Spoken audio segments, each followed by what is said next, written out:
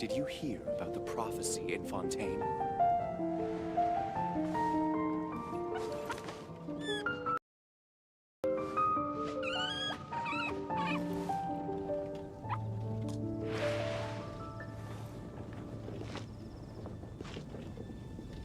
The prophecy in Fontaine? Oh no, what's happened now?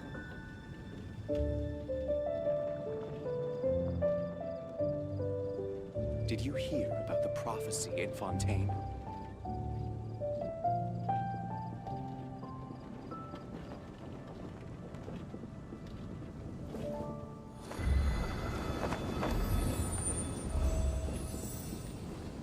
The prophecy in Fontaine? Oh no, what's happened now?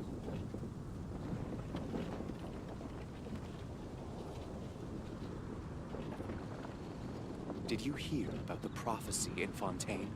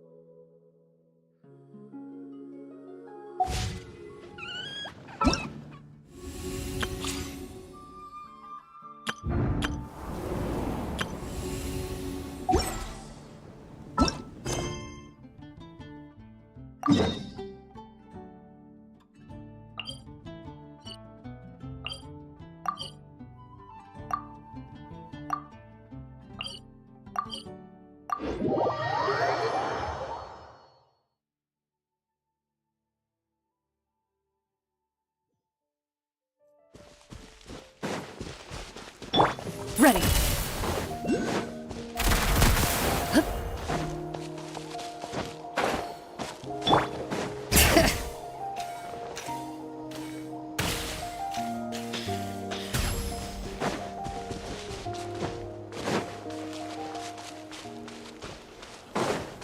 Bring it!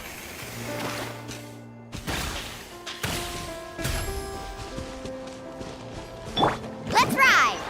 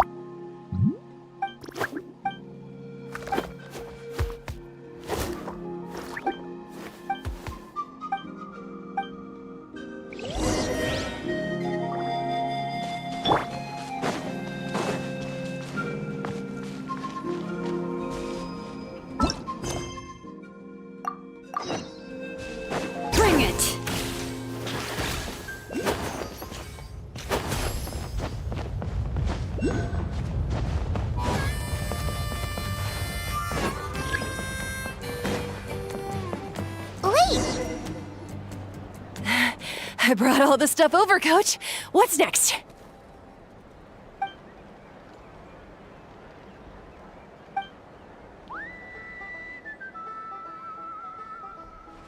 All right, I'll start by moving the boxes over.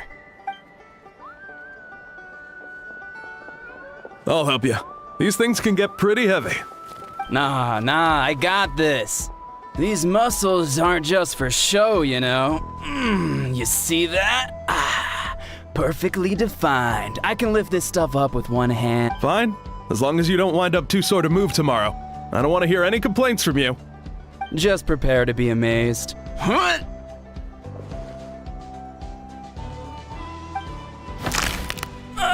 My back.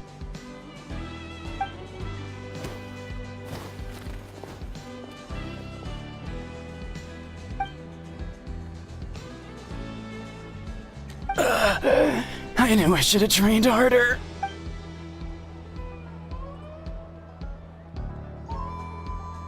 Anson! We were just about to ask you the same thing. We didn't expect to run into you in these parts.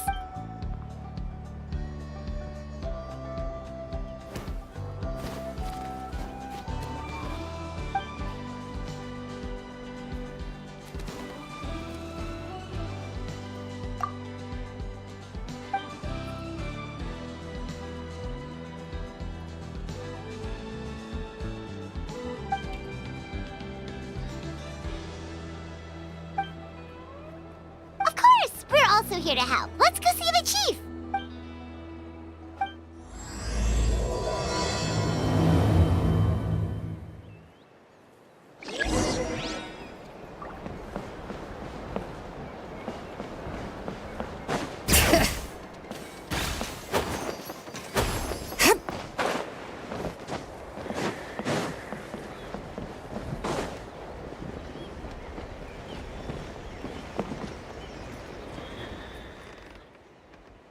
You're here, Eon-san.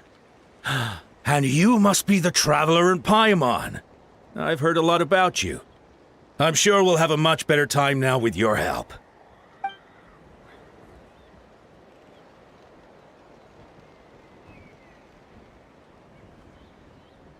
Cold. So cold. Duarte, are you there? I'm drowning, and there's something in the water! He's on the ground, but it almost looks like he's trying to swim. The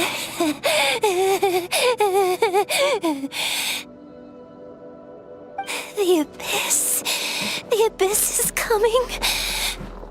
There are eyes in my hands, and hands in my stomach. And my stomach is full of teeth. It ate all of you. It's coming for me, too. But we haven't been eaten. We're right here.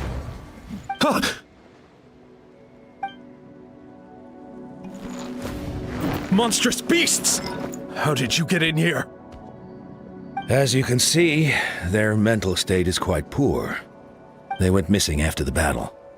We found them in the wilderness in the days that followed, but the damage had already been done. We found them unconscious in areas corrupted by abyssal tumors, lying next to their deceased comrades. My only guess is that something terrible must have happened during the battle. According to the chief of the Masters of the Nightwind, sudden exposure to a large amount of abyssal power can have mental as well as physical repercussions. We've never seen the effects this heightened before, but maybe Gasoithoth was just too powerful. The soy thought? What's that? It's the abyssal monster that appeared in the sky not too long ago.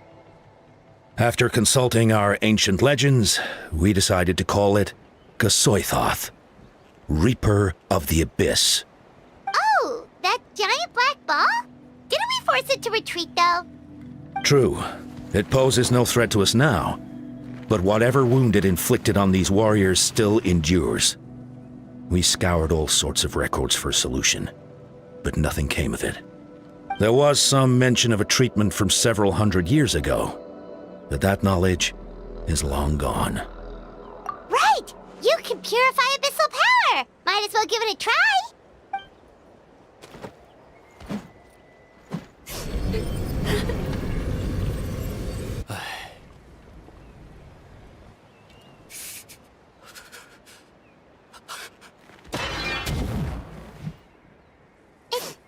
It didn't work? That must mean purifying the abyssal power within them still isn't enough. In any case, thank you for trying. So, what can we do now? Don't tell me my friend is just gonna be like this forever? Come back to me, Gogeta! Please, don't leave me like this! We beat Gasoithoth! They survived the battle! Are we really just gonna sit back and watch them lose their minds? What is it, Aeon-san?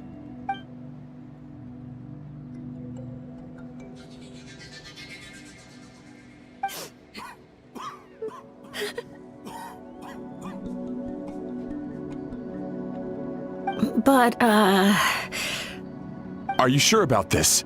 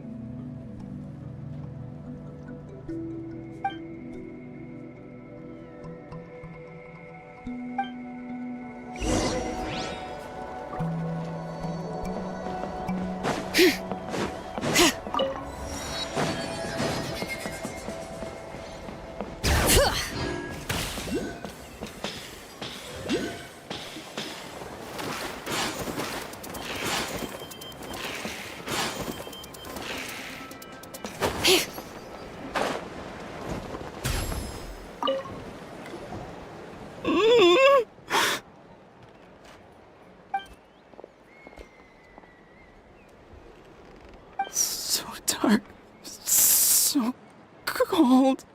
I want to go home.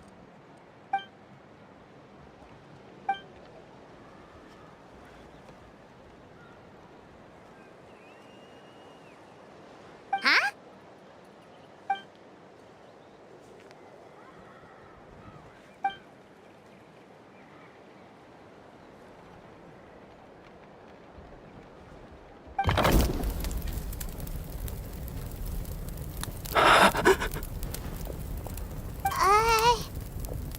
Light. Underwater. Where is it coming from? It's working! Is someone there? Please save me. No. No, wait. You have to leave this place. The water's too deep. You won't make it.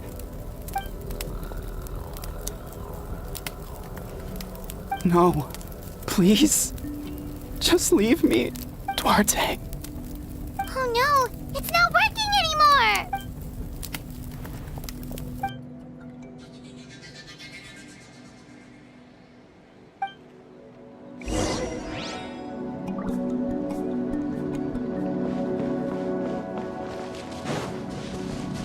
Bring it!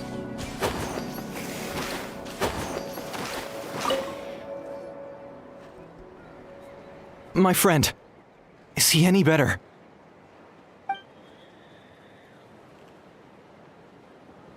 Duarte? Oh yeah, I remember. Duarte was the name of Otoko's Surian companion. Otoko almost drowned as a child, and Duarte was the one who saved him. He dove deep into the water and used all his strength to carry Otoko back to the surface. It was pretty touch and go, but both of them made it in the end.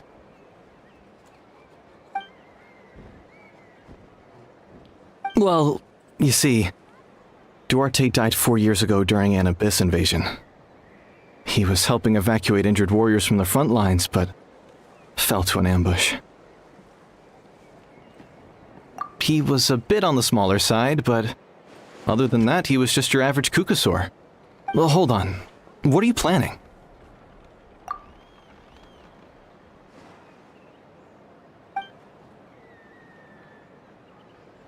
No problem.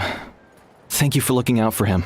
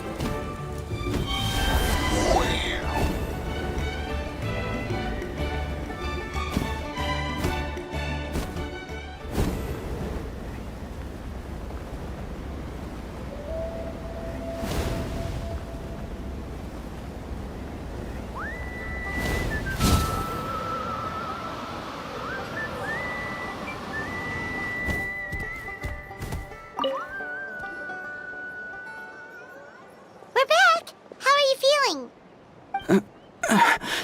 Duarte?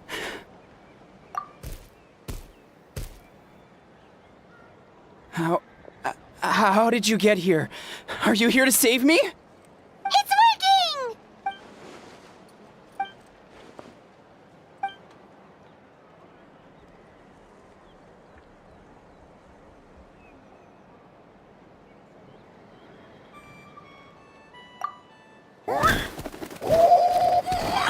That hurt. Duarte, you have to get out of here. There's something in the water.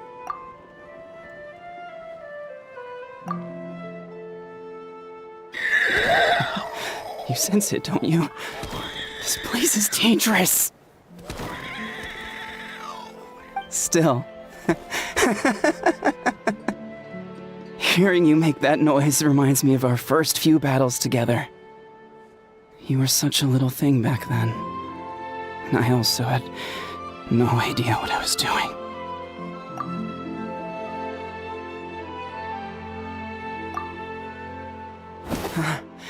You're gonna carry me out of here just like last time.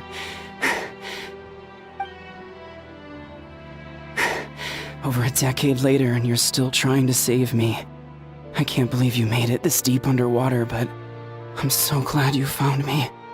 Once we're out of here, let's split a huge portion of blazed meat stew, just like old times. I owe you for this. We're almost at the surface. People tried to tell me you were dead, you know. As if I'd let that happen. I promised to protect you. There's no way. No way. No. Wait. I failed.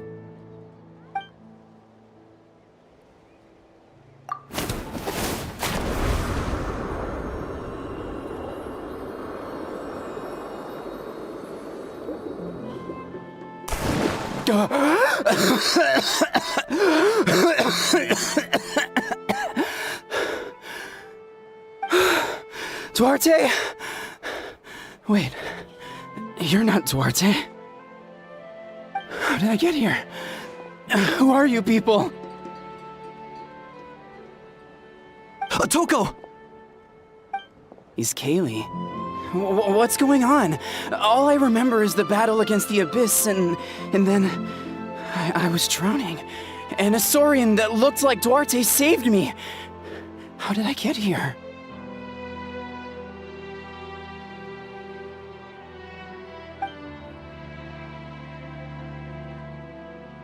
You went through all that for me? While all I did was cause trouble for everyone? I'm so sorry.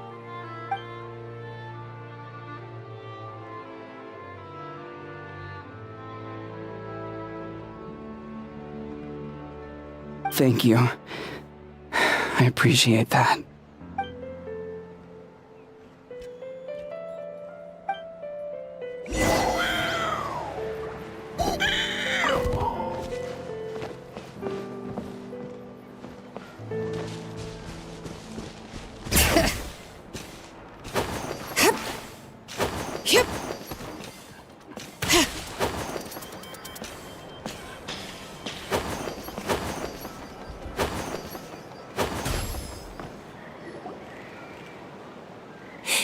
It's coming for me.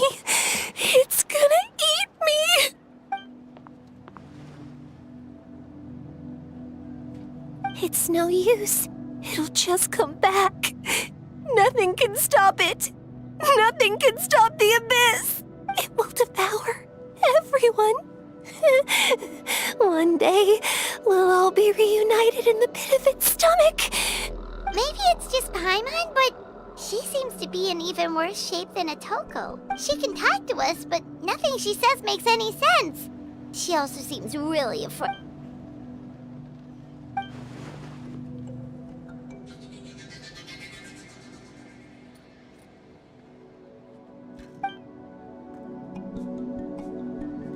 Ion-san, I heard you cured Otoko?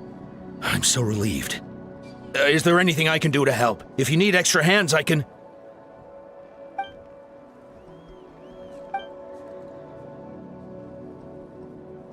I think you're onto something. The mental distress does seem to be connected to pre-existing fears and anxieties. Kochita doesn't like it when people talk about her past. But the situation is urgent. So, I guess I'll be the bad guy. Ion-san, do you believe there are people in this world destined for battle?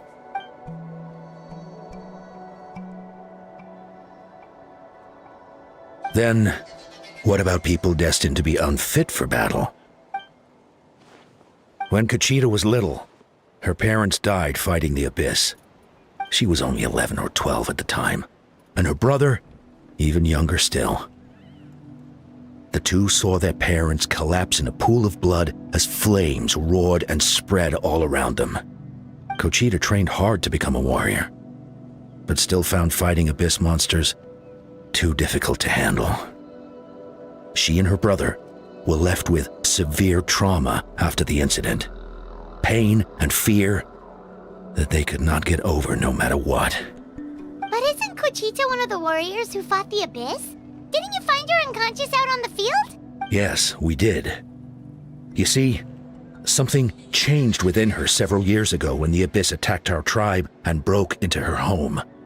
By the time the guards rushed to the scene, they found her standing there, weapon outstretched, hands trembling. Her brother huddling behind her for safety, and the abyss monster dead at her feet.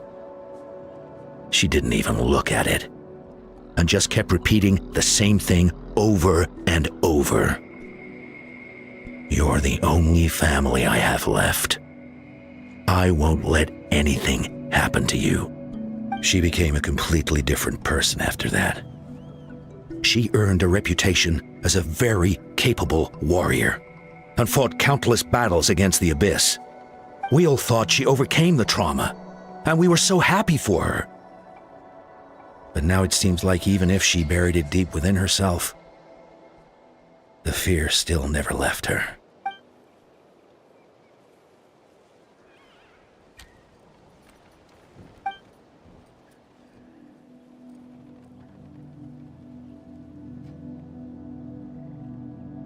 How can we help her?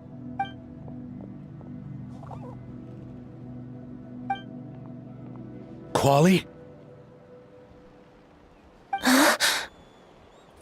Quali, what are you doing with that weapon? Show me the monster that hurt you! I'll make it pay! I'm going to protect you this time! Calm down, Quali. That monster is already... I can do it! I don't care what it takes! I just want her to get better. She's the only family I have left. Family?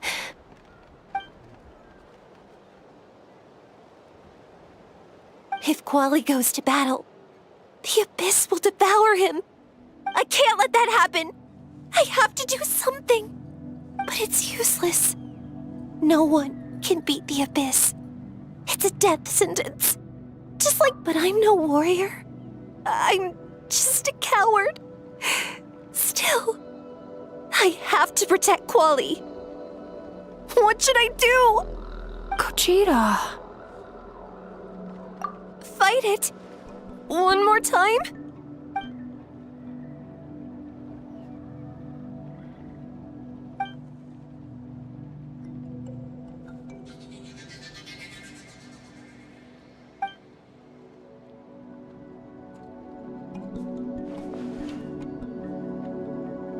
Try checking the mountains to the north. A few fled in that direction after the battle. I dispatched a team to clear them out, so most of them should be gone. But there might still be a few stragglers. There's no turning back. I have to face it, even if it will devour me whole. I'm coming too! I'm not letting my sister face this alone! Not anymore!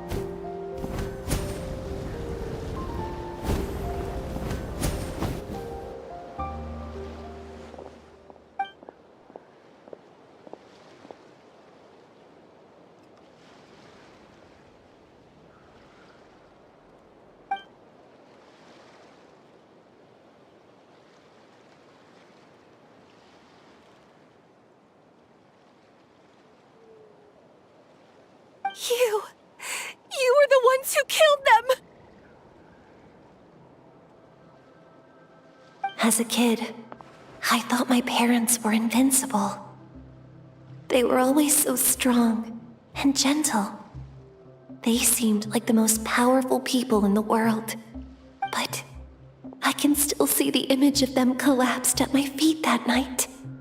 The raging fire, the smoke, the smell of blood, the sound of my brother's cries.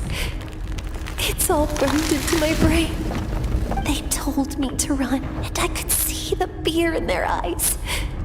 I've been running from my fears ever since. But why didn't my parents run? It must have been because... You can do it! Because of our family. When you have someone to protect, there's no backing down, no matter what.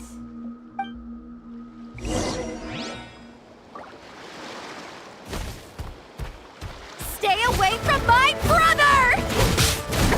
Let's help her out! Hear the echoes of the valley! Where evil lurks, shoot on sight. I can do this. I have to do this.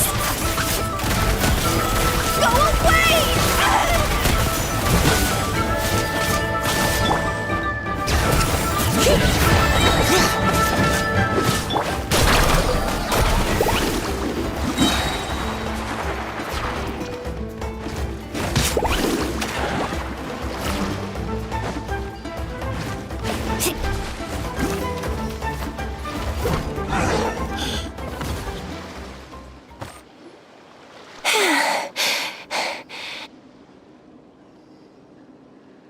Where are the rest? Where are they hiding?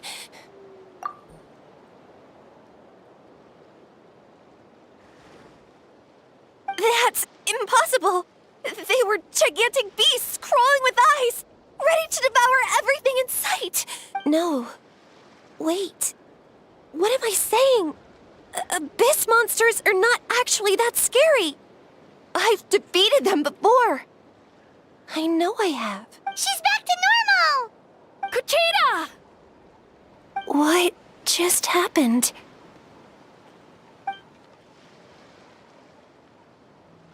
That is quite embarrassing. Sorry about that. I've always envied warriors who don't get scared or feel lost. It really felt like I was getting stronger over the years. But in the end, maybe I never made any progress at all.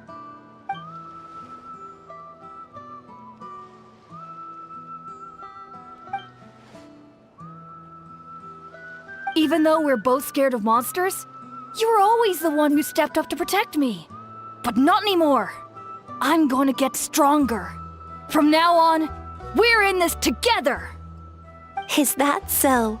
Then I'll look forward to the day when you'll be all big and formidable. I finally feel like myself again. I couldn't have done it without you all. Thank you for everything. I think I'll rest here for a bit. I don't think I can make it back to the tribe just yet. I'll keep you company.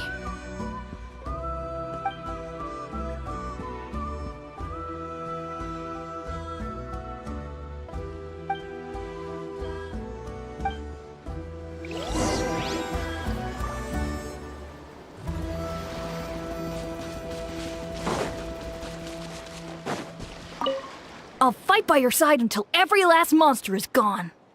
That's very brave of you. But you know what would make me even happier? If this whole war would end tomorrow, so you would never have to fight at all.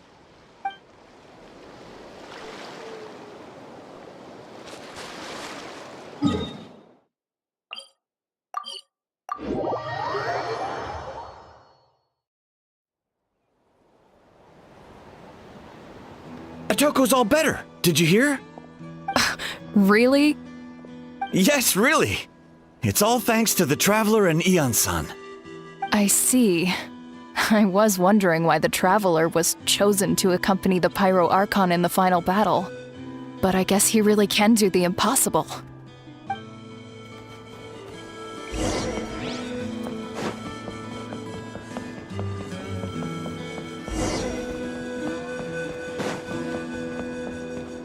So all those rumors about the Traveler really are trick. Kuchita's getting better too.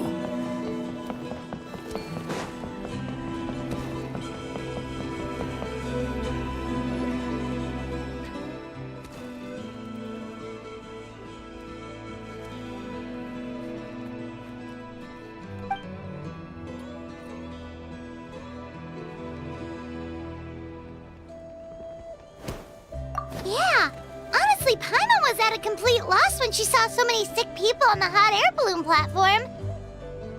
We only found a solution this time because you kept your cool and took control of the situation. You deserve most of the credit.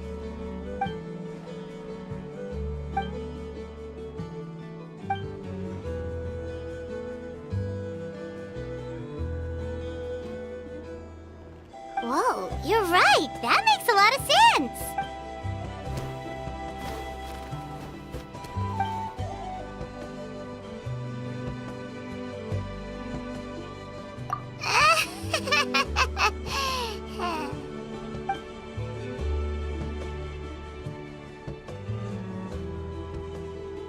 That sounds like something Paimon could do, but would that really change anything?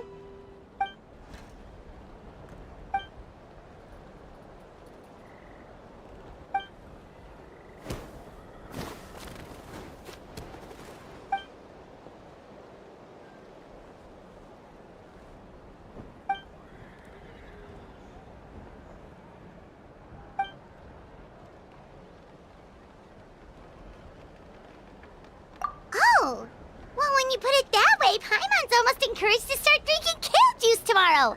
No, today. Paimon will start today.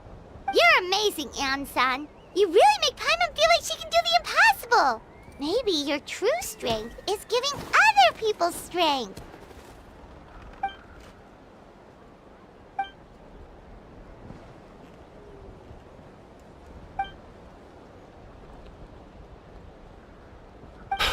Kian-san! Bad news! Okoland is out of control!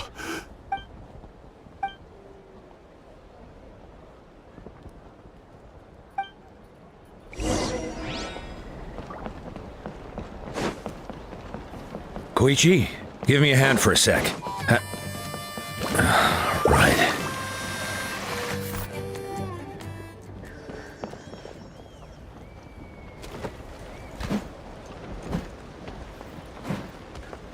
What are you doing, Okoland? Wake up! Don't you recognize us, my boy?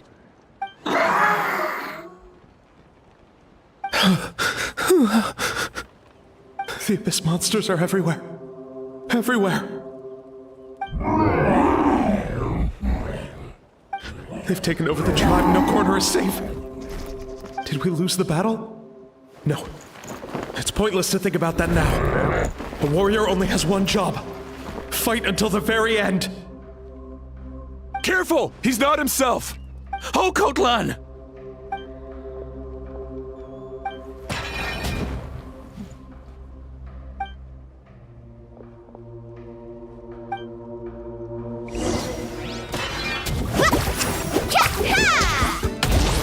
So, he thinks we're Abyss monsters? Hey, it's okay! We're not the bad guys! Come on! Give me your worst!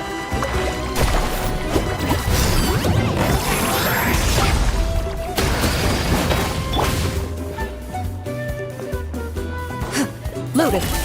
Wretched Abyss! Get out of my tribe!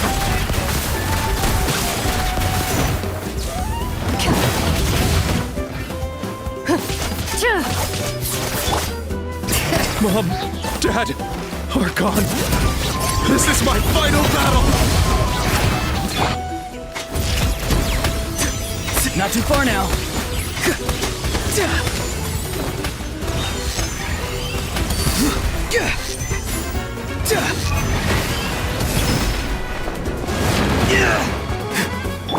Into the shadows.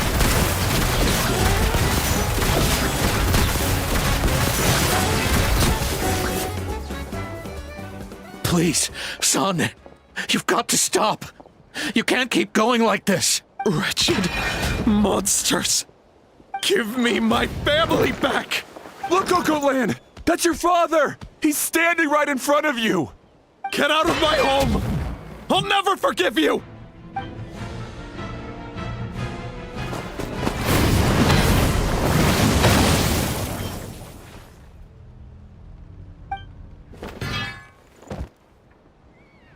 Are you alright, sir? I'm fine. Please, don't hurt my son. He's just trying to protect his home. But what should we do now? He's different from the other two. It's like he can't hear us at all. He keeps calling us monsters. We're basically enemies to him now. Oh, Coatlan.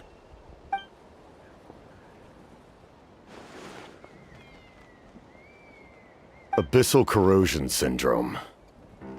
500 years later, and it's resurfaced again. Huh? That voice! It's...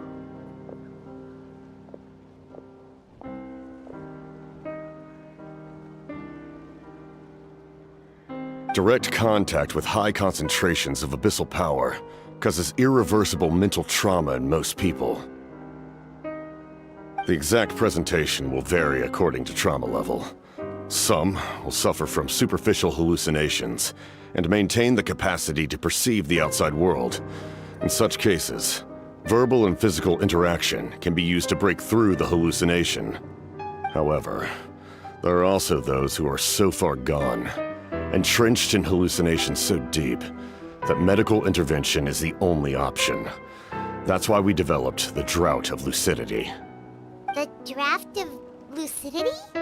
It's a kind of medicine that can dispel the psychological impact of the abyss.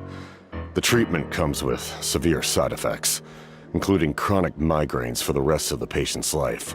So, it's reserved for the worst cases. This man is a devoted warrior, one not easily swayed from battle. That is precisely why it's so difficult to pull him out of this hallucination. If you trust me to be true to my word, give him this. Wretched monsters! Setting up an ambush! Give me your worst. It's either your end or mine! Hurry! He's awake! Please, give him the draft. My son thinks he's alone in this world. In his mind, all his family and comrades are gone, and only enemies remain. There's nothing more painful for a warrior than losing everything you fought so hard to protect.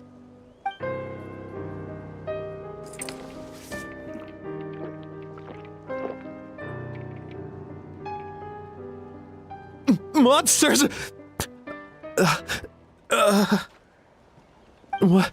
What's going on? Dad? What are you doing here? My head hurts.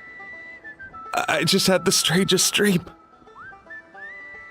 I dreamt the Abyss took over the tribe. It's all right, my boy.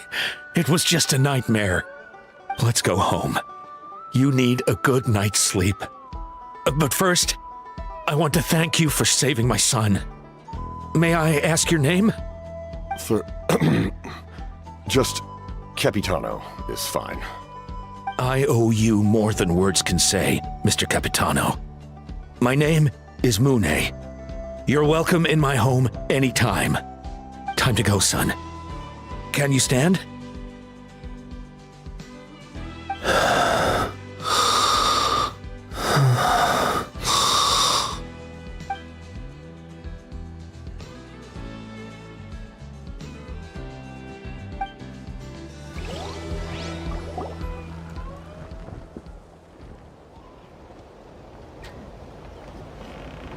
Thank goodness everything turned out all right. Think nothing of it. I agreed to offer you my aid, so this is merely a part of that duty. Besides, I care deeply about this land. Right! When we were with Moika, you told us you and your soldiers defended Natlan against the Abyss 500 years ago. That's right. My desire to protect this nation remains unchanged. When my platoon arrived in Natlan 500 years ago, like you, we were true outlanders. But as time passed, I encountered the people of this land and witnessed their desperate struggle against the Abyss. Though many of the warriors were rash and inexperienced, they were steadfast and fearless in battle, willing to do anything to protect their fellow citizens, oftentimes with complete disregard for their own survival. Just as I fought for the glory of Conria, they fought for the survival of their nation. We happened to share a common enemy, so I decided to offer my aid. We fought side by side to the very end. I traveled to many places after that, but I never forgot this land. Even now, my work in Natlan remains unfinished. They remember who I used to be. The Sentinel Knight, who fought with the Masters of the Nightwind. Still, I prefer to leave all that in the past. That name carries with it the glory of my homeland and the honor of Natlan. Yet, I failed to bring my soldiers home. And I failed to help Natlan defeat the Abyss. But that's not your fault. The Abyss is way stronger than any of us imagined. You need not comfort me. I am no longer who I once was. Let the events of the past continue to collect dust in the annals of history. I will continue to help Natlan in my own way. Like, with the draft of lucidity? Who knew you could make medicine? Were you a doctor before? The drought was Guthred's invention. He was a respected military doctor, as well as my trusted second-in-command. We faced a similar situation to what you witnessed today. The endless battles against the Abyss triggered delusions among the soldiers, to the point where some attempted to kill each other. In order to develop a treatment as fast as possible, Guthred used himself as a test subject. He passed away shortly after the drought was complete. That's who he was. Unrelenting in his pursuits. No matter the cost, no matter the sacrifice. In the end, he even gave himself up for a chance at success. I'm sure he would be pleased his creation aids people, even now. The Abyss has wrought enough suffering on this land. I sincerely hope this war will end soon.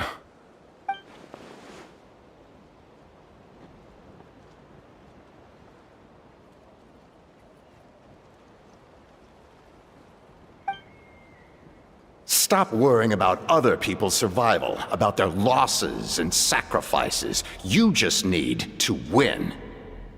That must be why I've returned. For this moment. Please finish what you set out to do, Commander.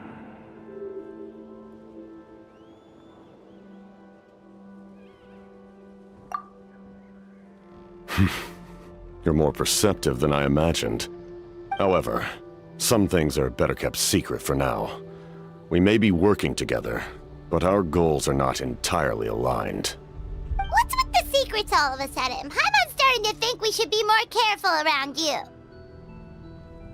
I do not mean to jeopardize the trust between us. I simply prefer to keep this to myself, because it's a personal matter. All I can tell you is this. Natlan may have survived the worst of the crisis, but the souls of this land are still not at peace. And that is why my work is not yet done. Well, if it's personal, then we'll just have to trust you. If you have other questions, I'm willing to answer them. Wait, like anything? Paimon wants to know how you eat with the mask. Anything you want to ask, Traveler?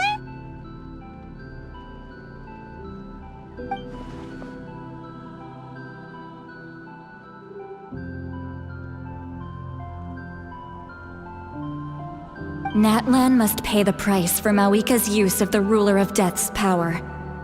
That price is death. And only Mawika's death can clear the debt. Even now that the war's over and the threat to Natlan is gone, it looks like that death is still set in stone.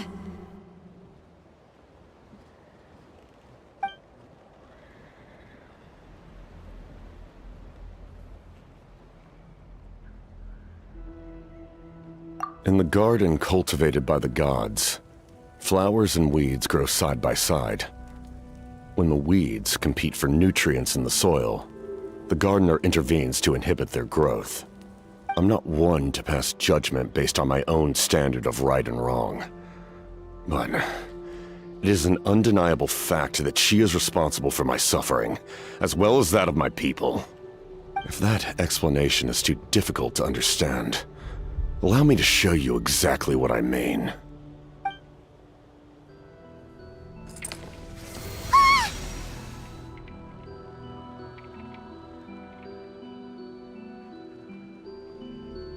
The ruler of death can freely define the form of death, or grant immortality to anyone she desires. Her power is a rule in and of itself. Faced with such an overwhelming level of power, it can feel hopeless to resist. But I am of the belief that, in this world, no destiny is unchangeable, no death inevitable, and no rule unbreakable. So, before the final moment truly arrives, we must fight harder than ever.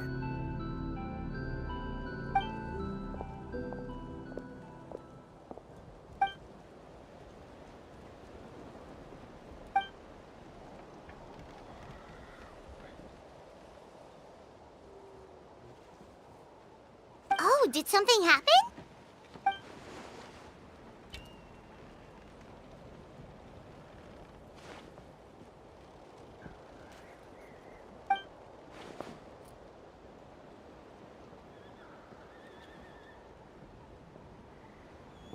This is a critical time for you, Traveler. It's best not to delay, so let us end our conversation for now. Best of luck to you all. Goodbye.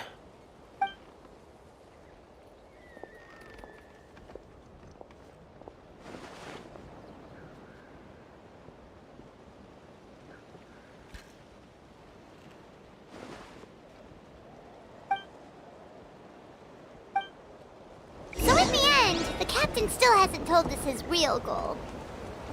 He kind of reminds Paimon of someone we...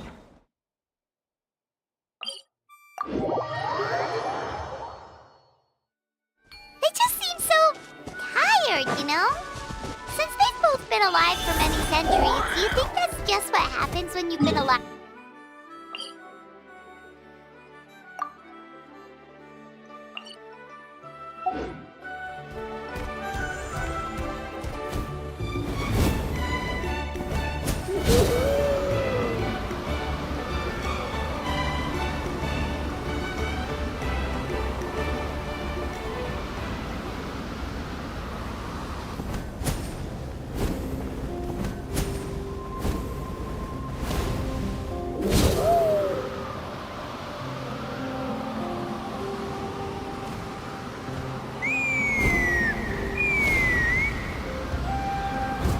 Huh? What's that sound? Seems like it's coming from that bridge.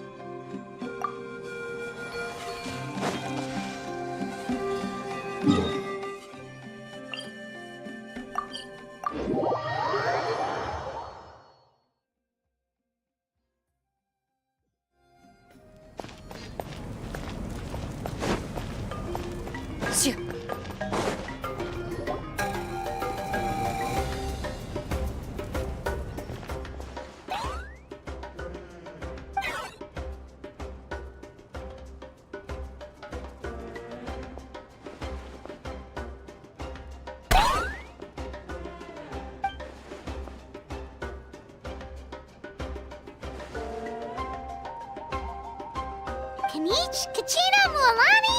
Woo! Everyone's here! Reunited at last. Did you miss us? I brought candy and cookies to share. Of course we missed you! Ooh, you brought Source crackers too? Score! Just in time, Traveler. It's so stifling in here. I was just about to go outside to get some air. It's the same temperature outside. Anyway, how was the trip here? To be honest, I also didn't expect this many people to show up. A third of this amount is more than enough for my plan. I need to ask them about you, gather their thoughts and hopes. That will help the formation of your ancient name. Oh, you brought the Pilgrim's Chronicle, right? Yeah, let me take a look. Okay. The progress looks good. We have enough people, so let's get started. Sorry I'm late. Chaska showing up late for something? That's a first. I had to follow a group of monsters further than expected. When I got back, I heard about what you did for my tribe. Thank you.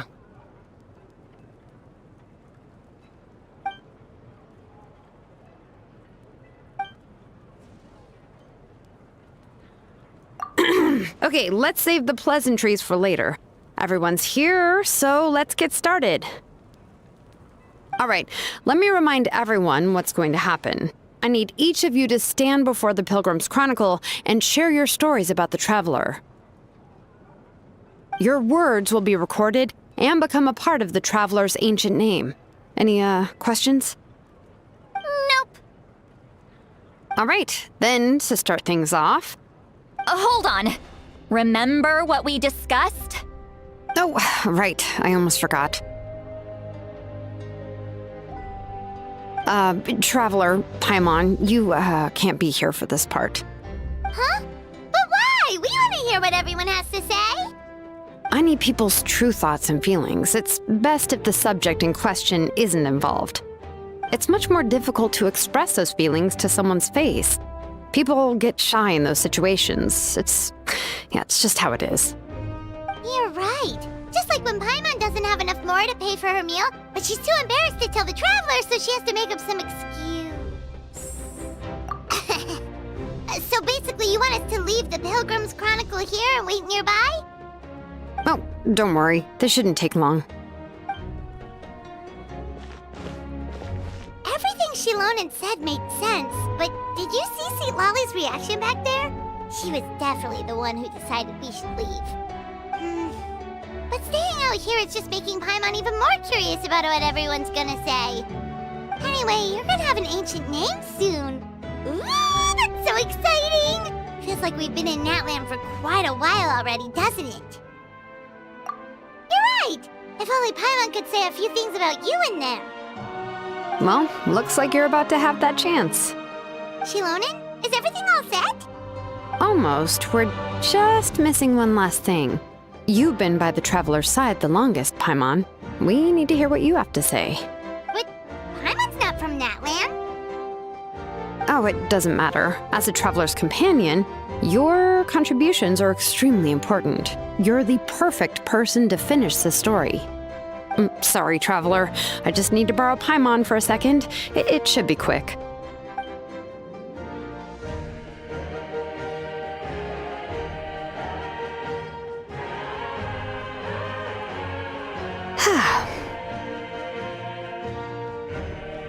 Paimon gave us a lot, and I mean a lot of information. I'm not even sure the Lord of the Night managed to get all of it. Well, we've made the 6 nations already. Here, you can have the Pilgrim's Chronicle back. I'll need it when I forge the name, but you can continue your adventures in the meantime.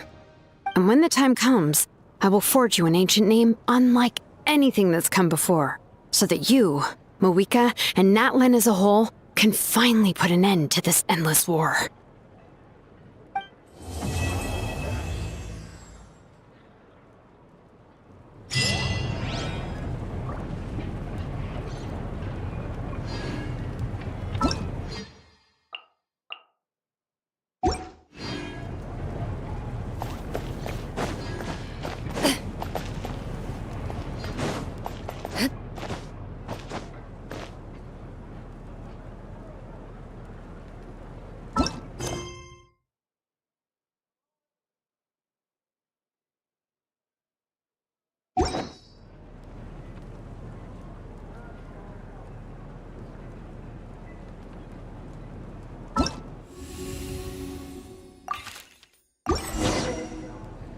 Just an engraving is quite the deep.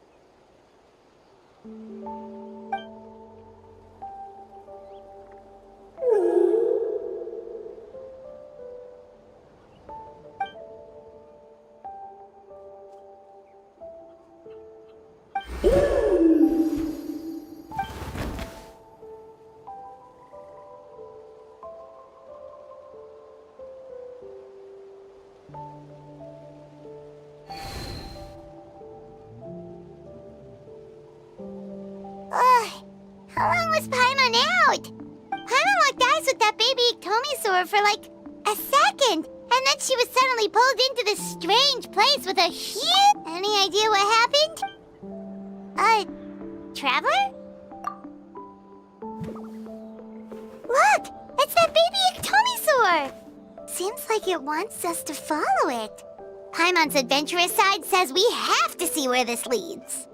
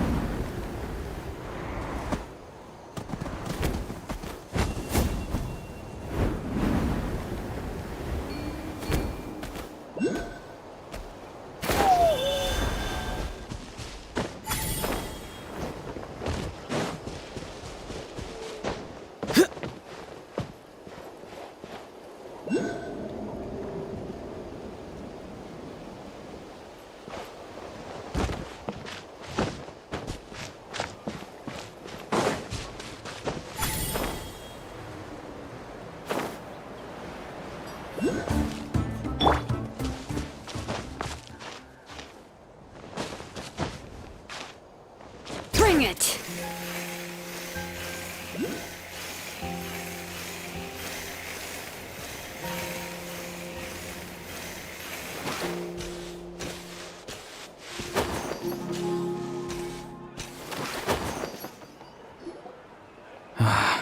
Once the Traveler shows up, everything will get better.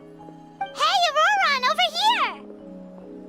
Oh, hey there, Traveler and Paimon.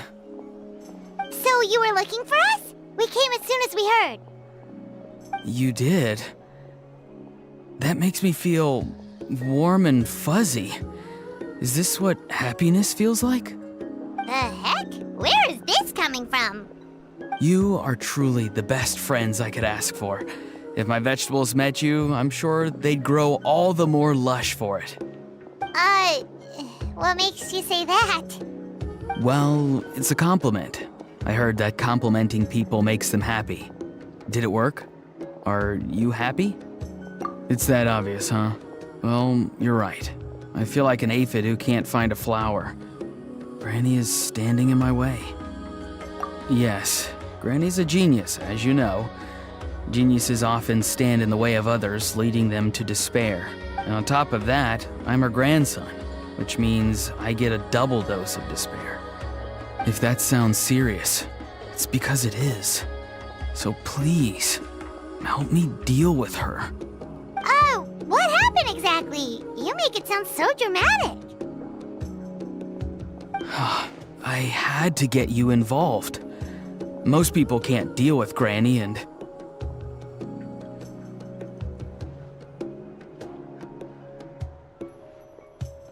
Exactly. You were the first person I thought of, Gramps. Gramps is what I called you when we first met, and I know I got told off for it, but please let me off for calling you that one more time. It feels like there's something unique about you. Even Granny Seatlali treats you like you're someone special. And everything that's happened since we met suggests it's true. If I had a woven scroll that listed the 40 people who can deal with Granny Seatlali, your name would be at the top of that list.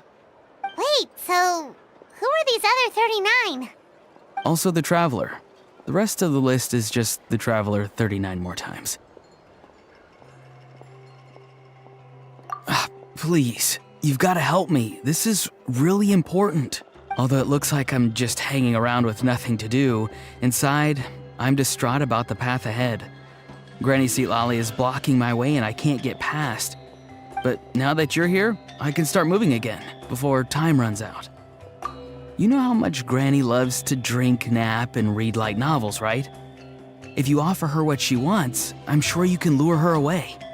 You mean use those things as bait to distract her so she won't notice what you're up to?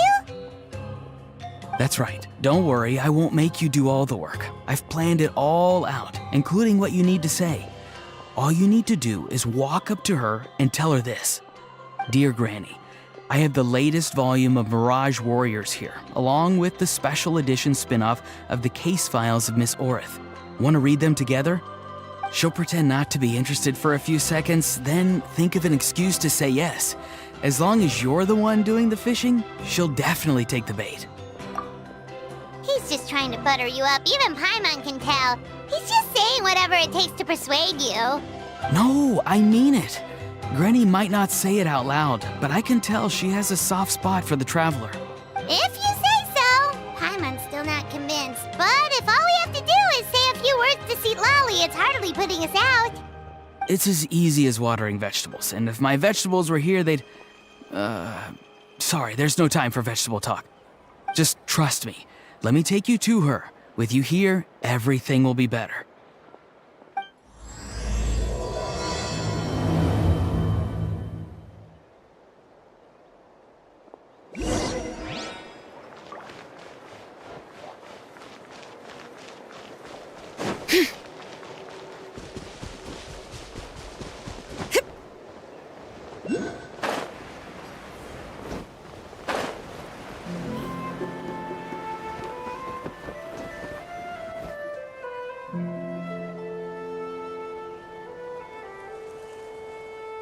Huh? What's the matter? It's Granny. She's gone. She was standing there at the cave entrance to stop me from going in, standing right in my way. Oh, you meant literally standing in your way. This whole time, Paimon thought you were being metaphorical. Granny says it's tacky when light novels use contrived metaphors. I don't want to be tacky. Wait, but aren't you comparing yourself to a light novel? Isn't that kind of contrived? What? Oh, darn it. Yeah, see, Lolly probably figured there was no point standing in your way anymore. Auroron, whatever it is you so desperately need to do, you're now free to do it. I don't think it'll be that simple. Granny wouldn't release me from her grasp so easily. She might have laid a trap for me, or maybe when I get inside, I'll get caught by one of her surveillance spells. Yeah, let alone lay a trap for you. Unless... you haven't been up to no good again, have you? I just want to rescue someone, and Granny won't let me. Rescue someone? Oh no, what happened? Could I ask you to go inside and take a look at him? I think he should be safe for now, but he'll be at greater and greater risk as time goes by. But then, what are you going to do? I'll have to wait outside, or I might fall into one of Granny's traps. You mean you want us to fall into her traps instead? No, you'll be fine. Granny's traps will recognize it's the Traveler, so they'll leave you alone. Sure it is. I mean, I've told my aphids all about your heroic deeds, so I assume Granny's told her traps too. You can't just assume that. Either way, I'm counting on you, Gramps. Well, sounds like someone's life is at stake, so we should probably head in and check things out.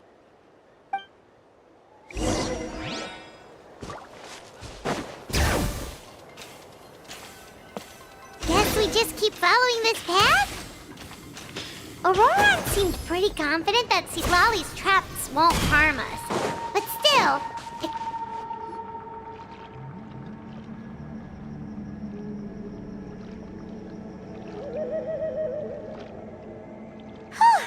we made it in without a hitch. Maybe St. Lolly's traps can recognize us after all. Wait, look! There's someone there! Hi! Are you okay? Can you hear us? Is he asleep? Or sick? Do you think this is the guy Auroron was talking about? Also, what the heck's been going on here? Lots of strange and mysterious stuff around. Could be. Let's get Auroron in here. He'll know what this is all about. Sorry, Granny. All grown up now, are we? I'm truly sorry. Now that you're one of the 6 heroes, you think you can do as you please, do you? Well, explain yourself, you dummy! How exactly were you thinking of helping that spirit duffer? Auroron! And, hey, Seed Lolly. Huh? When did you guys... Oh, drat. I wasn't expecting them. And now the Traveler probably caught me yelling at Auroron. Oh, this is not a good look for me. Hello there, you two. We were just, Auroron and I we were play acting. You know, acting out some scenes from a light novel, quoting the lines. I didn't actually mean what I was saying.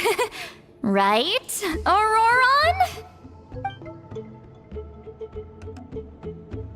Huh? Yes, that's right. I owe you an apology too, Traveler. I asked you for help, but I forgot to watch my back and Granny caught me. And now we're play acting. Traveler, come on, now's not the time for games. So what are you two up to exactly? Did something happen to this poor guy? Yeah, Leela's his name. He got into some trouble during a clairvoyance session. It's a kind of spell that lets your spirit leave your body, so you can access secret knowledge. You know what a medium is, right? You've probably come across them in novels. Anyway, it's similar to that. Leela's problem is his spirit has gotten lost and can't find its way back to his body. So in other words, his body's here, but his soul's gone? Well, technically the soul and the spirit aren't quite the same thing, but yes, in a nutshell, that's basically it. I just wanted to help bring Leela's spirit back. And I wouldn't have stopped him if it was anyone else. But the issue is, Mr. Leela here is what we call a spirit duffer. What's a spirit duffer? Someone with no spiritual sensitivity whatsoever. Spirit duffers can't sense or control spirits, much less use spells on them. Now, there are certain methods that can force even spirit duffers into a clairvoyant state. But, well, I mean, look what happened to Mr. Leela. The spells of the Masters of the Nightwind are all based on dealing with spirits, and so are all our problem-solving methods. So for spirit duffers, even our healing methods don't work on them. So, if they get into trouble trying to use a spell, there's basically nothing we can do. Yes, there is. As long as the soul is involved, I should be able to help. You hear that? No prizes for guessing what Auroron's bright idea was. Oh, because of your special constitution, right? But isn't it kind of risky for you? I'll be fine. Granny's just worrying too much. I'm feeling fine now, so I should be able to do it safely. Besides, it's probably our only hope of bringing Leela back. Don't kid yourself. What happens if it's not as safe as you're hoping, We both know you'll risk it all to try and rescue him anyway. Honestly, you're such an idiot sometimes. This is a tricky one. It's true that Auroron could be self-sacrificing to a fault, but it's also true that Citlali tends to worry too much. Call me an idiot all you want. I know I can bring his spirit back. I just need your support. Hey, that's enough, you little squirt! Since when does the grandkid call the shots? Granny obviously knows how to handle this. Huh? You do? Wait, really? You actually know a way to save him? Yes. I mean, it's a crude solution. But that's beside the point. The point being, don't interfere when Granny's already got things under control.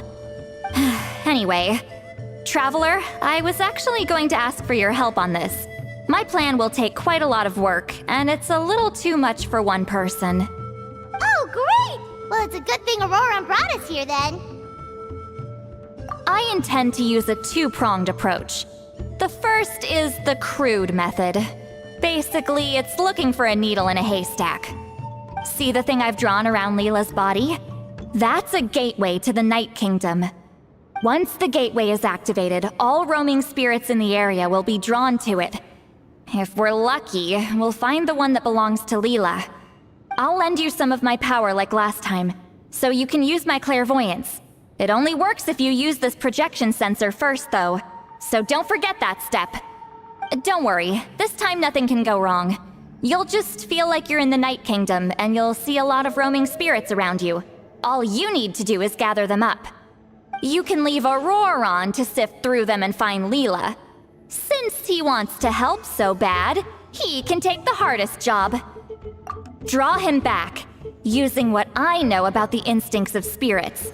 As we all know, clairvoyance is usually conducted with the goal of unraveling mysteries.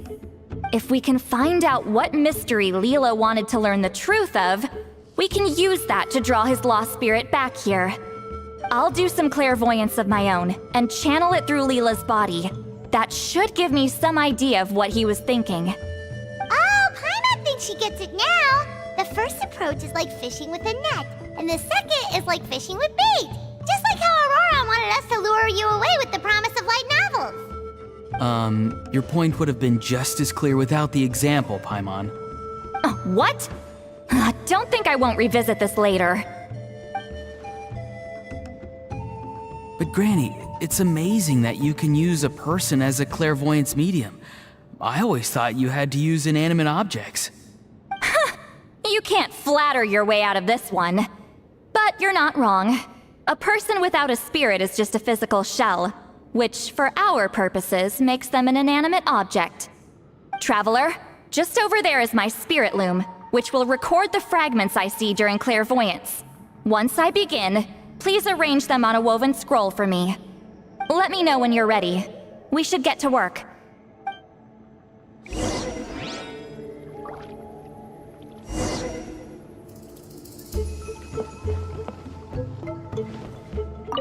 Are you ready? Don't worry, the spirit loom is very easy to use. I know this is your first time working with it, but I have a feeling you'll do great.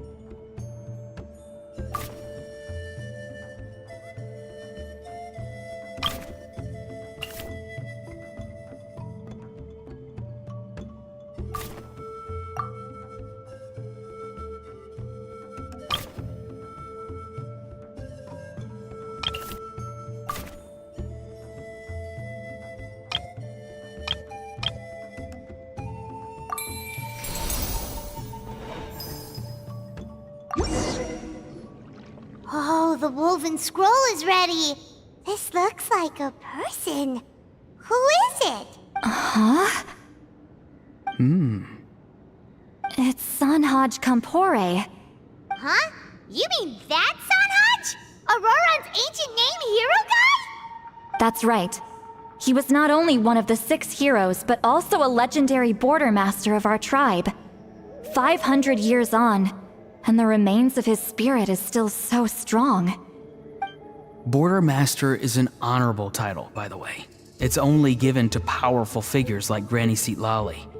No, not like me. The most powerful border masters can expand the borders of the Night Kingdom and temporarily manifest part of it in the real world. I'm no amateur with border spells, but Sanhaj is in a league of his own.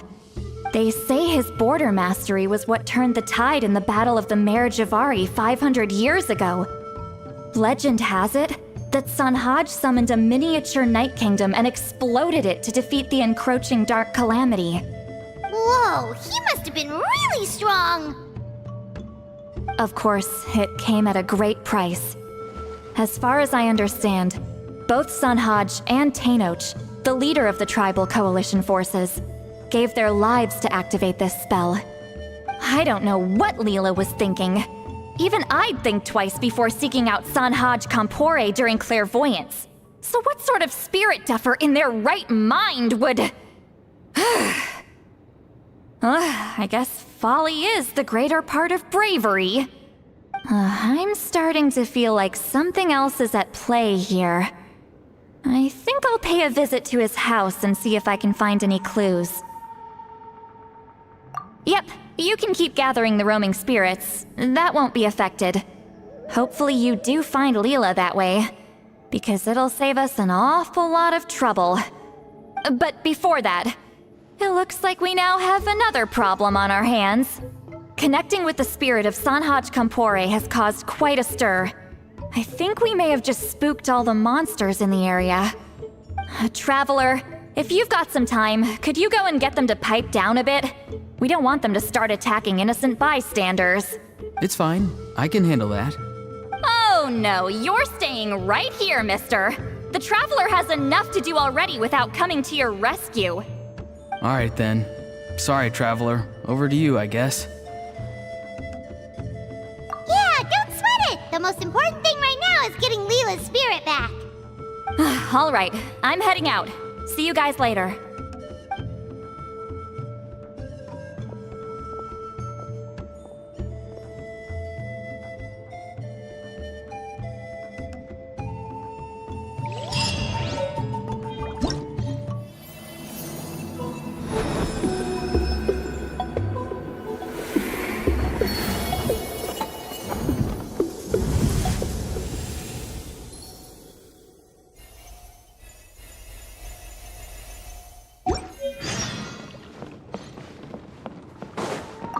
Traveler, could I trouble you to keep gathering the roaming spirits over the next few days?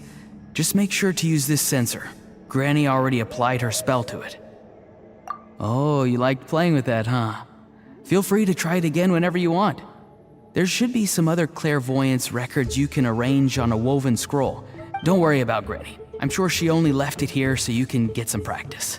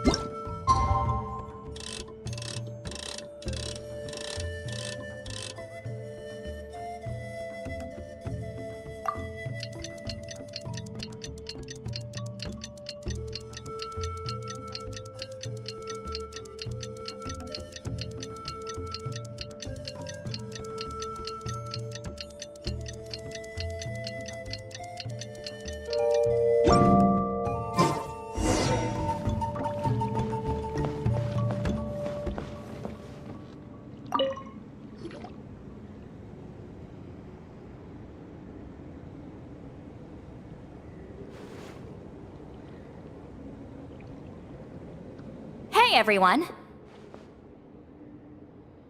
Ah, Granny. you're back.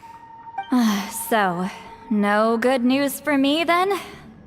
You saw right through me. The Traveler collected a lot of spirits, and I checked all of them one by one. None of them matches Leela's description. I figured. It was written all over your face. It's alright. I didn't exactly have high hopes for the needle in a haystack approach anyway. Leela's condition is still stable, but we're not really getting anywhere. Well, luckily, I made some progress on my end. Leela's parents told me that he made a new friend recently, and apparently he's been out of the house for days at a time. On one occasion, they secretly followed him and saw him and his friend tinkering around with something at a camp.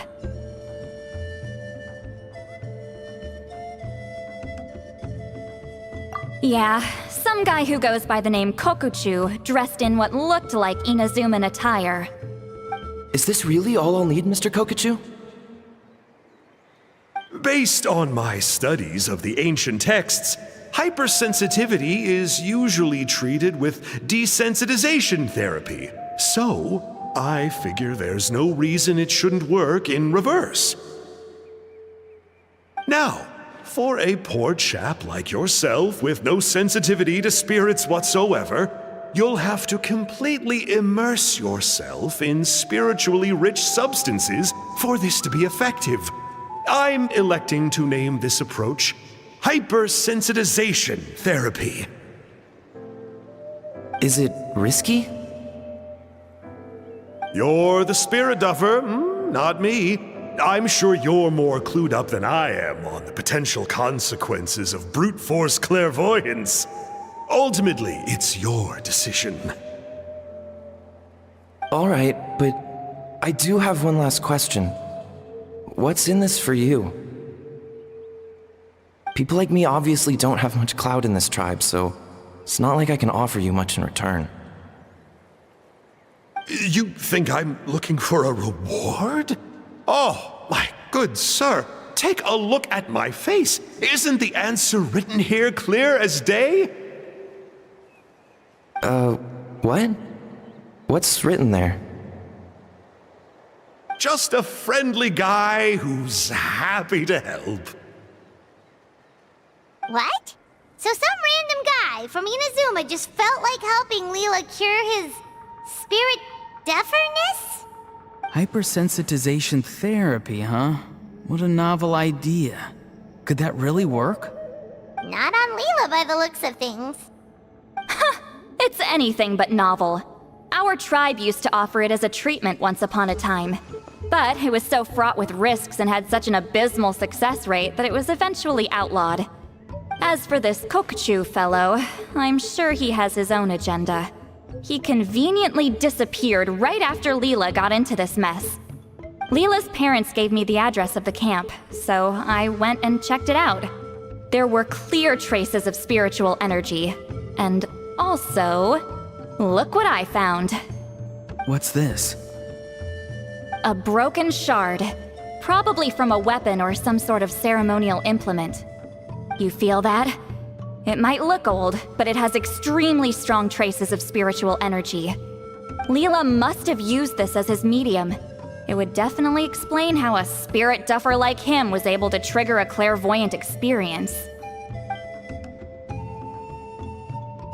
Wait, there's something else. It feels so familiar. I think this is somehow connected to my ancient name. Connected how? Is it like a shard of an ancient name? No, more like... I think this item might have belonged to a previous bearer of my ancient name. Okay, that's it. Granny's getting itchy clairvoyance fingers. I'm going to try using this shard as a medium. Cool, same as last time? The Traveler can use the Spirit Loom to record what you find on a woven scroll. Nope. Auroron can do the recording this time. Why? It's a safety measure. You have a better understanding of the spirit domain than the Traveler. If this really is a Sanhaj relic, you'll be better placed to deal with the fallout in the event that something goes wrong. Ah, see, Paimon? Told you Granny has a soft spot for the Traveler. Look at her not wanting to put him in danger. Meanwhile, I'm just a grandkid, so I'm expendable.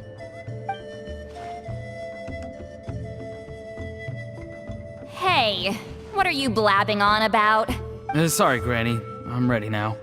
Then let us begin.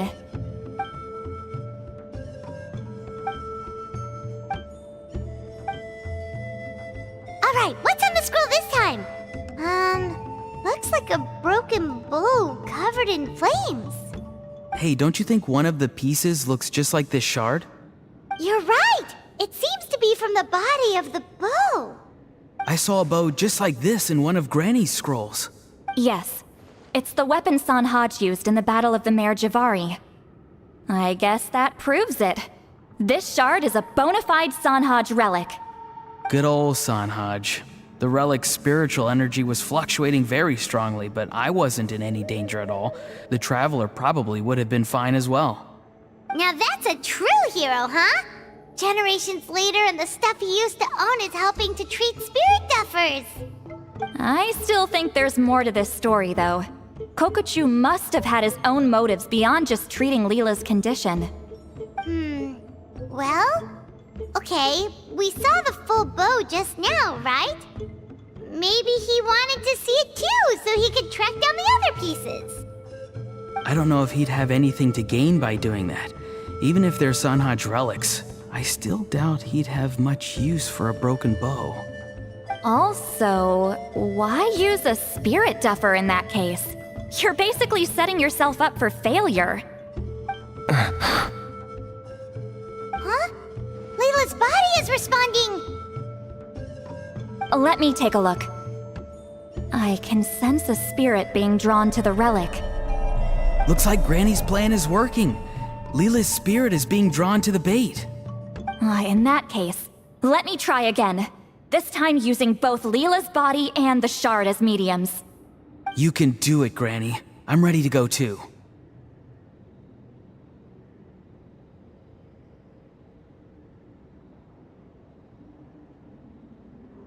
You got the itch too, huh? Plus, Auroran went last time. It's only fair to take it in turns. Fine by me. We know it's safe now, so you shouldn't have any problems.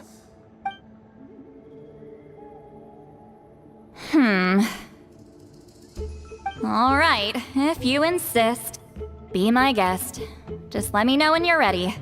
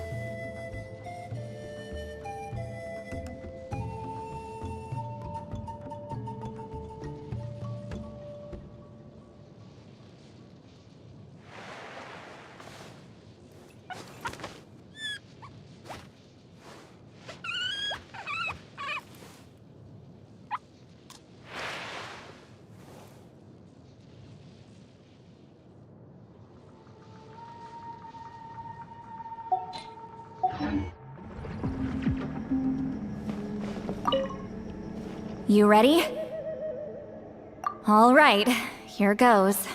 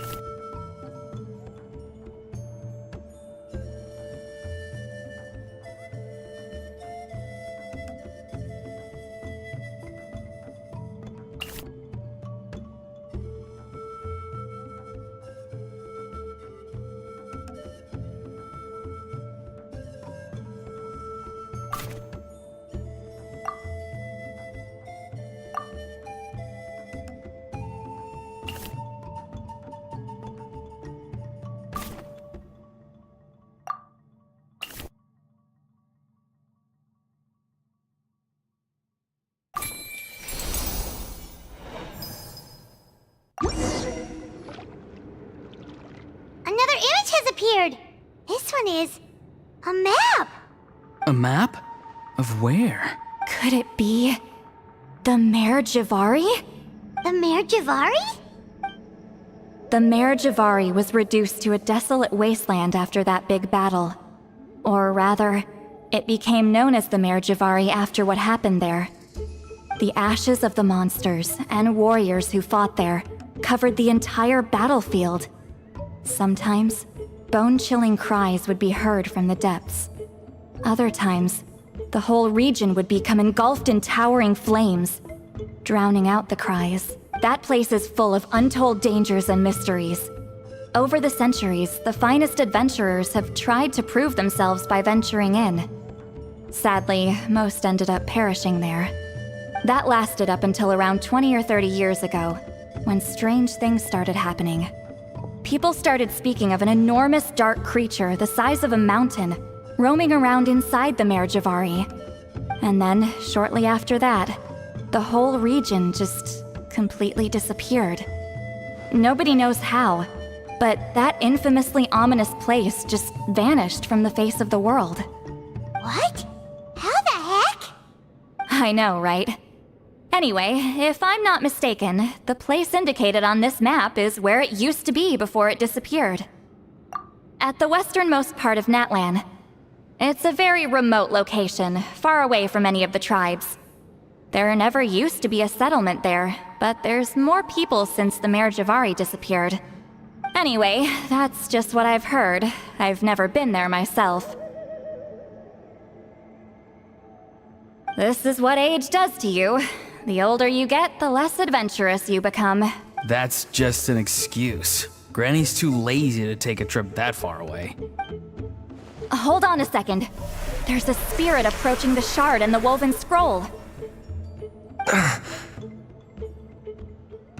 Oh, Leela's body is responding again! Quite a strong reaction this time. Does this mean what he was really seeking was the Mare Javari's location? I sense it too. There's a soul nearby. Almost a complete one. This is creeping Paimon out! Seems like the plan is working. So, can we just wake him up now? Not today. You might think bringing a spirit back into its body is like pouring water from one bottle into another, but it's far more complicated than that. I need to borrow a ceremonial sword and make some other preparations. It'll take me about 2 days. But don't worry, now that his spirit's returned, there's just one step left. Let's meet up again in 2 days.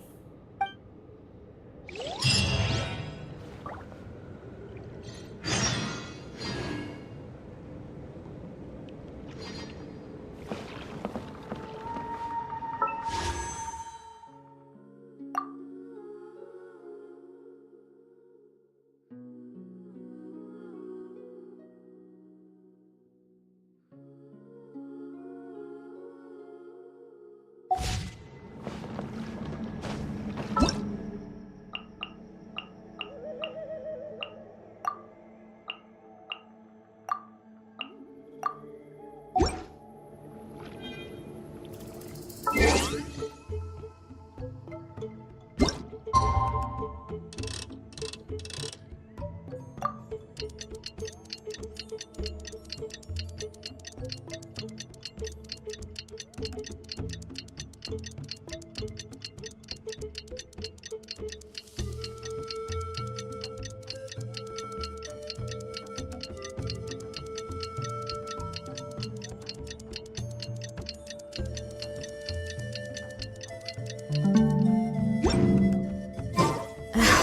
potted plant on the porch just died again. I was watering it every day. Ugh. Greetings again, everyone. See, Lily, you're here. I got the ceremonial sword from the chief. It has a certain power that's needed in situations like this. You haven't forgotten what we're doing today, right? Of course not. We're gonna wake Leela up, and then ask him just what the heck he was playing at. And I've prepared the rest of the tools for the ceremony per Granny's instructions. We've dotted all our I's and crossed all our T's, so today should go off without a hitch. Good work, kiddo. Then without further ado, let's get started.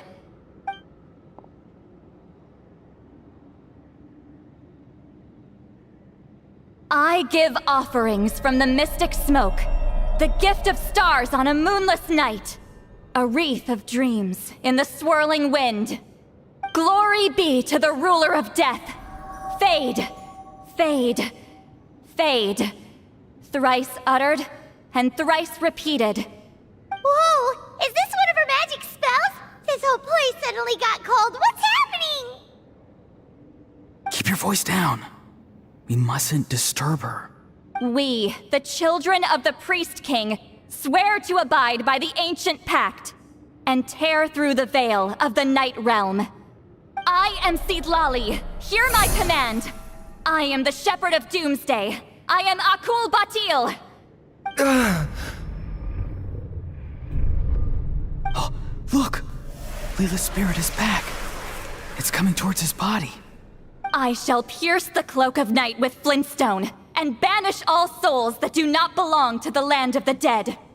Leela, obey my command and return to the land where the sun shines. Return to your own path. Did it work? Huh? Where am I? And who are you?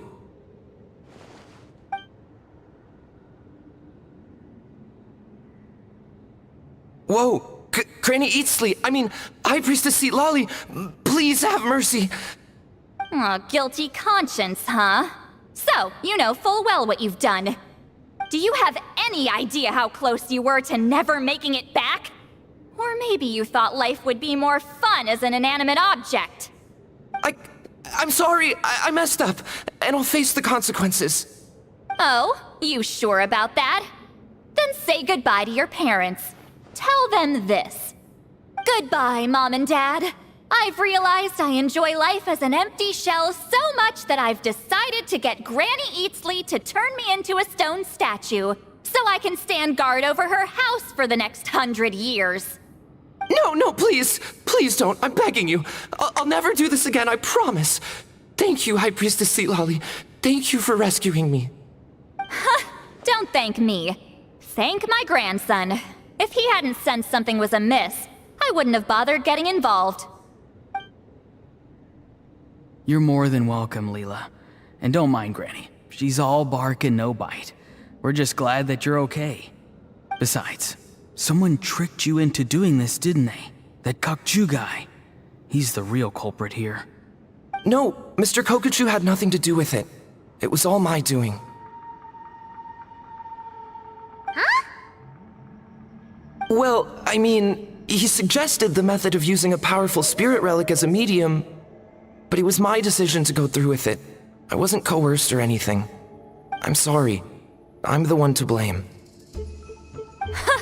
The brainwashing is strong with this one. So did Kokuchu provide the relic? He did. He said it was a treasure related to the Mare Javari. Right, so that proves it. He was using you. He coaxed you into doing the clairvoyance for him. But I'm a spirit duffer who can't cast a single spell. What use would I be to him? Guys like me couldn't sense a spirit even if we spent the rest of our lives sitting and meditating. But Mr. Kokachu said that if I brute force the spell and immerse myself in a spiritually rich substance, I might be able to catch a glimpse of one. It seems like my only option. Still, brute forcing a spell when you're a spirit duffer is like forcing yourself to run a marathon without any legs. If it wasn't for Citlali, you'd have been lost forever. I know, I'm sorry. It's just... everyone in this tribe is so amazingly talented, and then there's me. I just didn't want to be the odd one out anymore. I totally understand how you feel, Leela. Some seeds effortlessly grow into beautiful cabbages, while others struggle with all their might and never even sprout. Who knows why this is the way things are? Maybe that's just life. Life is full of things we can't change. I know saying this doesn't change anything either, but I hope it makes you feel a little better. Let's pause this discussion for now. We need to get you to Matla's for a checkup.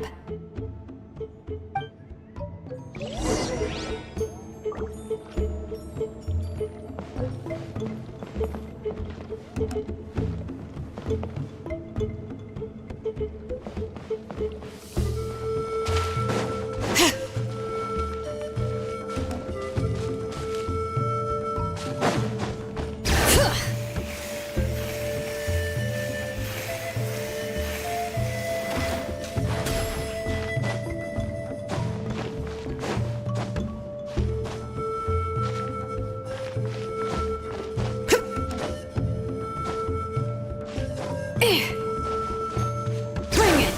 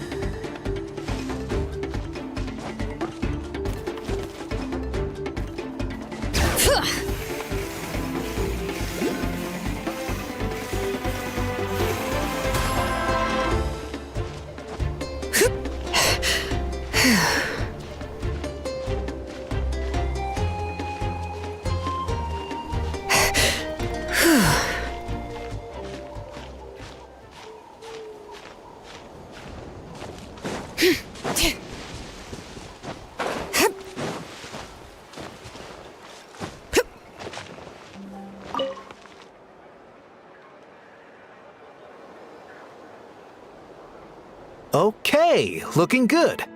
Seems like this guy got off lightly. Just make sure he eats when you get back. He must be starving. That's a relief. I've heard of cases where people's bodies started necrotizing after they spent too long meditating. What a horrifying thought!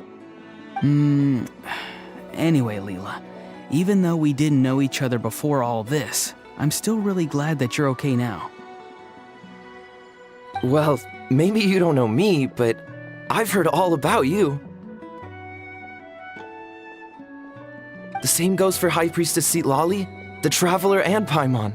I've heard all the stories. Huh? Even us?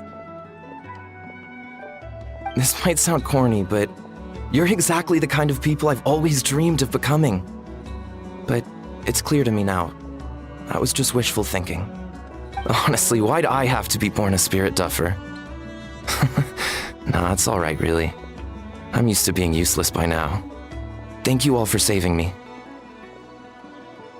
Auroron, I think you're right. It's just a fact of life. I promise I won't take another risk like this in the future. I've brought you more than enough trouble already. Leela. It's okay. There's no need to comfort me. Hey, you little rascal. What are you talking about? Look at me. Huh? What's wrong, High Priestess Citlali? I said, look at me. Take a good hard look. Sense anything strange? Granny, what are you talking about? What do you think, Traveler? Another case of happy to help written on someone's face?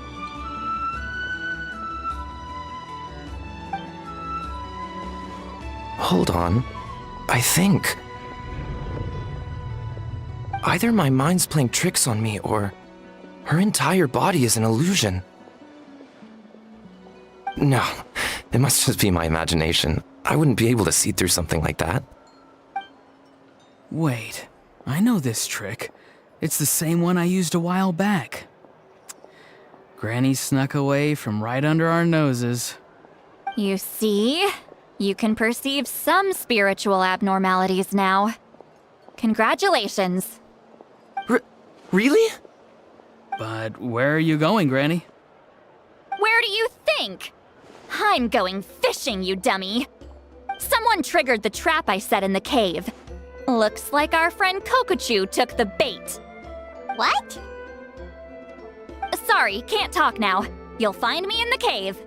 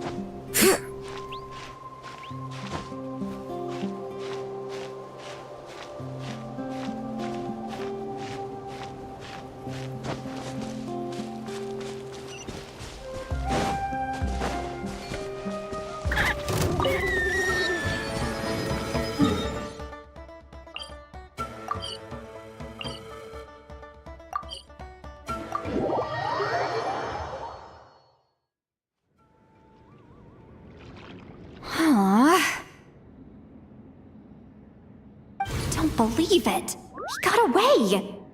Oh, this is terrible. Why'd I have to go and act so cocky about it? This Kokochu must be a real escape artist or something. But I can't tell them that. I'll have to think of something else. St. Lolly, did you get him? Given that she's the only person here, I'm guessing no. I thought I'd let him go, for now. But I left a mark on him. So if he comes around here again, I'll be able to track his every move. Oh, so Granny had only pretended to leave the cave, when in fact she'd set up a whole trap for him and was lying in wait. Ah, so just like how you caught Auroron! But how did you know Kokochu would come here? Because I planted the bait here. The Mare Javari map and the bow shard. Left them both on the table. I had a feeling those were what he was truly after. And sure enough, my trap was triggered just moments after we left. So you really did set up traps here after all, huh? Of course. It's just that they'd never do anything to either of you. See? What did I tell you? So, Mr. Kokochu, you used me after all. This whole time, all you wanted was to find the location of the Mare Javari. That's right. I've been wondering about the shard he left ever since I came across it. Why did he leave it there? The moment I confirmed the Mare Javari's location, that's when I realized it was bait. He was counting on Leela's spirit getting lost, and the tribe coming to his rescue. Then, by helping Leela, we'd be helping him. Oh, so he was fishing too! It was all a ploy to lure in an actual clairvoyant who could look into the shard for him. Yep. And somebody fell for it, hook, line, and sinker. I'm sorry. I took the bait. But so did Granny. The nerve! I only got involved because of you, you little scamp! Either way, Kokochu played us like a fiddle. Huh. He managed to accomplish his goals without taking any of the risk himself. Pretty sneaky. You could say that again. Imagine if he tried to approach St. Lolly directly. She'd have seen through it right away. Although, actually, St. Lolly, why did you let him go? Because I couldn't risk using my full abilities here. He was a pretty slippery character, and if I'd kept him here by force, there could have been unintended consequences. Was it my fault for picking a bad place? I'm sorry. I went looking for somewhere with a wealth of spiritual energy when I first decided to help Leela, and ended up choosing this mad sage's hideout. Mad Sage? Yeah, he's napping right behind that wall. We'd have a whole new situation on our hands if we woke him up. That's why I decided against using my full abilities. I do have some good news, though. I snatched the shard and map back before he bolted, so I may have restrained myself, but I certainly didn't let him walk all over me. That's great! So we left empty-handed! Yes, sort of. The bad news is, he did get a look at the map before he left. Not that the Mayor Javari's last known location is a huge secret, but still. Yeah, that's kind of worrying. What if he's got some sort of diabolical plan? Don't worry. I'll keep tracking him. Also, Leela, if it's all the same to you, I'd like to give the shard and map to the Traveler as a gift. They might prove useful at some point in his journey. Absolutely. That's completely fine. The Traveler deserves it.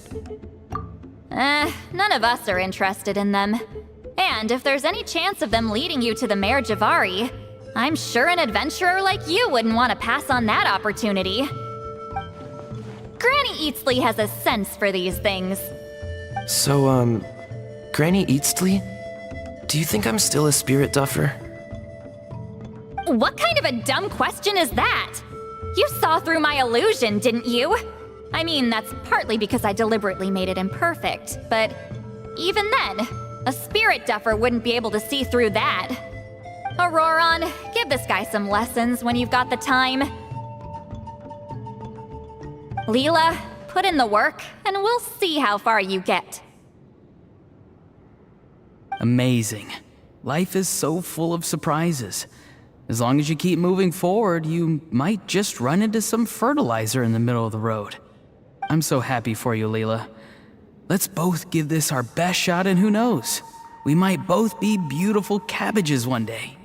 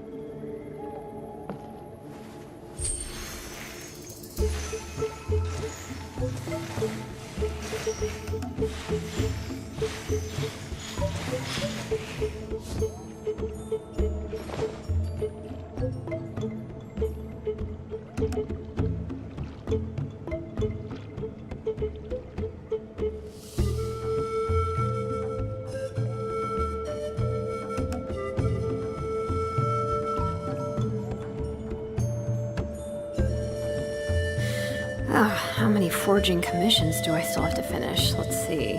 1, 2... not so many as I thought. I'll get to them tomorrow.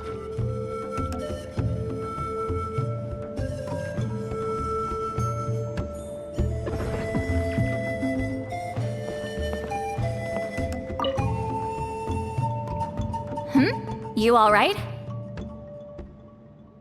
I have to return the ceremonial sword to the chief shortly.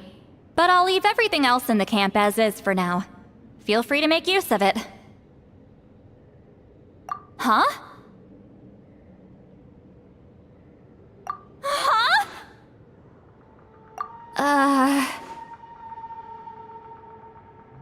What is this? What's going on? How did he know I like those books? Has he been trying to find out what I'm into? No, that's ridiculous. Don't be silly. I bet Auroron sold me out. A little scamp. Still, he remembered. That's gotta mean something, right? Why make a note of some mundane detail like that? Focus! He asked me a question. How do I respond? Sure, why not? I should have some time later. I'll let you know.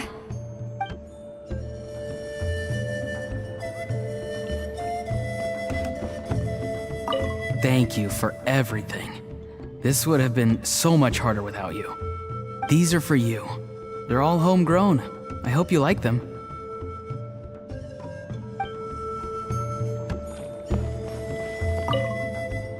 I'm gonna apply myself hard and learn everything I can from Auroron. He'll make a cabbage out of me yet. Although, to be honest, I'd rather become a carrot. More nutritious, you know?